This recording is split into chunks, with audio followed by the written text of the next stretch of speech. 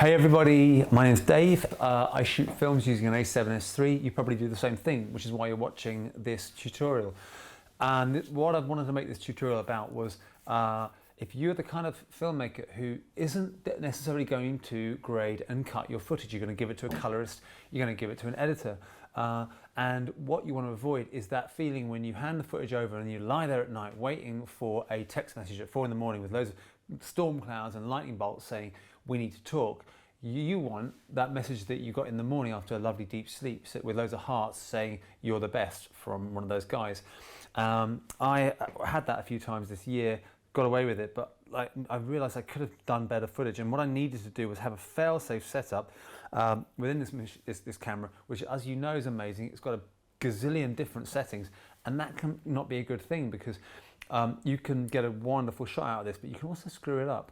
And so I have been busy setting this camera up, setting assigning the buttons, setting the picture profiles. Gerald Dunn, thank you, and Josh, Yo, and all you guys out there. You'll never know how much I owe you. I'm sure that you've watched those tutorials too, and trust me, they go deeper than I can ever understand. What I did was gleaned enough to get these settings working, which I can now share with you. To the point where this rig works, and hopefully you can learn from what I've spent the week doing. And what I spent the week doing is not insignificant. Boom! I spent the week making notes. I've been digging so deep into picture profiles. I've been doing super little camera tests and watching my detail go from 0 to -5 and seeing if there's any difference. And there is a difference. What I have learned is that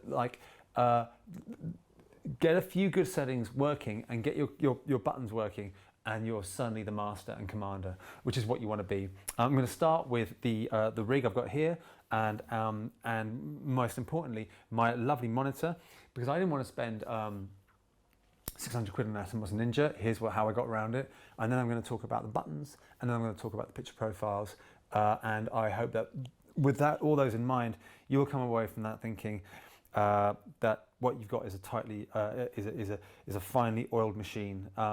You don't do everything all the time. You'll just get confused. So here we go. First things first is the monitor. What have I done here is I've turned this monitor. I didn't spend loads of money. I got my old iPhone and I downloaded ImageEdge software, which you're going to do. You're going to go to the App Store, download ImageEdge software. And then you're going to install it on your phone, and then you're going to set up an account, and then you're going to go to the back of your camera and down to the network button on the little network guy, and across where it says control with smartphone, which you probably haven't looked at before, but there you go. You're going to press control with smartphone, and you're going to switch that on, and that's going to change a lot of things in your life. And then you're going to start the software on the back of your phone, and because you switched it on, it's going to give you a QR code. I don't get a QR code because I've already done it, but that's what you'll do, and you'll scan the back of the camera, and the two things will talk, and before you know it, your old, humble, little mobile phone that was in the back of your drawer is suddenly a really useful monitor. I'll show you how useful it is. Now, rather than, well, obviously, as you know, one of the wonderful things about your camera is the focus, but you know what? It's only as good as your little finger can get in and touch the back of the screen, which can be quite annoying a lot of the times. Look, I mean, I'm doing my best, right? Let's turn it back, turn it on. There I go. I'm touching the back of the screen. That's great if we're sitting here doing a tutorial, but what if I was kind of running around and interacting with talent and trying to touch the back of the screen? It's fiddly. You can bang the camera. Oh no, I banged the camera. I lost that shot. How about an external monitor? Would you like that? Where actually you can not only are you now using your other hand to stabilize your gimbal, but you can also use a thumb to pull focus. Let me just show you how that works. And here I am, and I'm now focused on this massive ampersand, and I want to focus on the bottle over there. No problem. Look at my thumb. Look what it's doing. Isn't that just wonderful? That kind of control. So the not only there we go. It's doing two things. Now, the beauty of this camera is just how clever it is, but it can also be too clever for itself. So you've really got to control your focus. Now, at the moment, I got it set to autofocus, which means that it will focus on whatever's in the center of the screen. There we go. Let's just set it. There we go. Right, center of the screen there. That's great, right? and now I'm focused over there. And you can see how quickly it's putting focus back to the A. But what if I want to stay focused on that little bottle over there, right? And I don't want to focus on things, but I want to move the camera. So you need to be able to then very easily turn your focus off. So what I've done is I've signed AEL to toggle autofocus. Now I'm not on autofocus, and now it doesn't matter where I go with the camera. Look at that. It doesn't try and pull focus. All it wants to do is please me and stay focused on that bottle. So that's really useful. And again, what it comes down to is having control over your focus, because you need to drive this thing. Otherwise you can lose your shot and just lose your focus at the wrong time. So that's super useful. This monitor is wonderful for that. I've switched it off on the camera, but as soon as I want to bring the camera back, this screen will just by touching it, boom, we're now back into using my tracking focus. And it really is a wonderful thing. So there you go. I can not recommend that highly enough.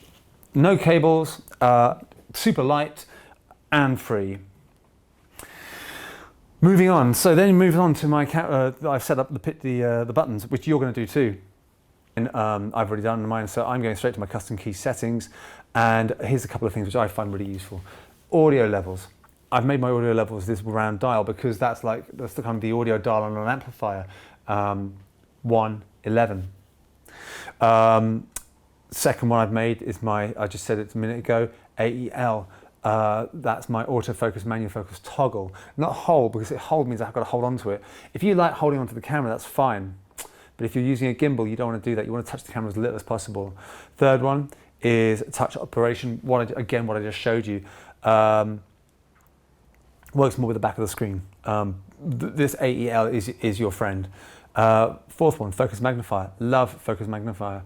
Here we are, and I want to make sure that focus, that thing right there, is in focus. Now look, I'm now on manual focus. So now I've got my peaking up, and look, I can zoom in here as well. And suddenly look at that. Well, now I'm pretty damn sure that I'm in focus. But wait, what I did was this. Learned a great thing from Josh Yeo, where I turned my bin button into my closer focus. I can use my optical zoom. Now, let me just show you how that's set up. Custom key settings, boom, boom, boom, boom, boom, zoom, optical zoom. You find that option 1, the red icon, all the way down, zoom, and I've turned that into my zoom. Now what I can do is I can zoom in, super close, right? Great, and then I can zoom in even more with and that really is a great thing. I feel really in control now. You know, I can make sure that there's my peaking at like 12 times. Wow, I love it. So I'm really happy about that. More button menus. Again, this is just my custom key settings. So that's my C1. I've turned my C3 into talk to smartphone. I'm out on a recce and I take a picture. I want to send it to a client. Hey, what do you think of this shot? What do you think of this angle? If I take it on my mobile, it's not going to be the same shot. It'll be too wide, too narrow. If I get it on this with this lens, I can feel much more confident. My recce can be a really much more useful part of pre-production. To do that, you select on this device this image. And don't send videos, just send JPEGs. That's what you use, C3. And moving on, I've made my my back of buttons. This grippy one, that's my Rec 709 translator. So when I'm shooting in log C, which you will see later on, and it's a super grey image, this just gives it like this like the in-camera grade, and it really helps with your exposure. Again, I've learned this from watching tutorials. Watch all your tutorials, but also boil down what you've learned into just a few key things so that you do one thing well. I think that's one thing I've really learned with this camera.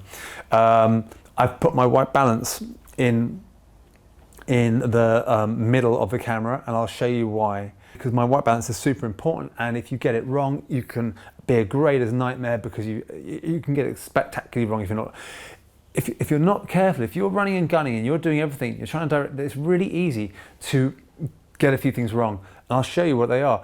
If you happen to be shooting using your presets, your control presets, which are great, obviously, you know, you could just with one flick switch around to set them up however you like it. I use it mainly for my speed. If I want to shoot 50, 25, 50, anything higher than that, I use S and Q. But one thing you do have to realize is that as soon as you flick it, all the settings are gone again. So be really careful when you're using these. It's really tempting to just to flick in and carry on recording.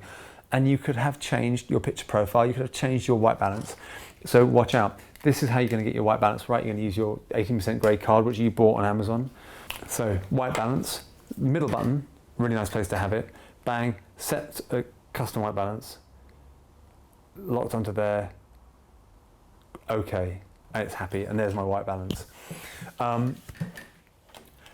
What I like to do is I like to set another custom key button. If we're going back to these things, custom key settings,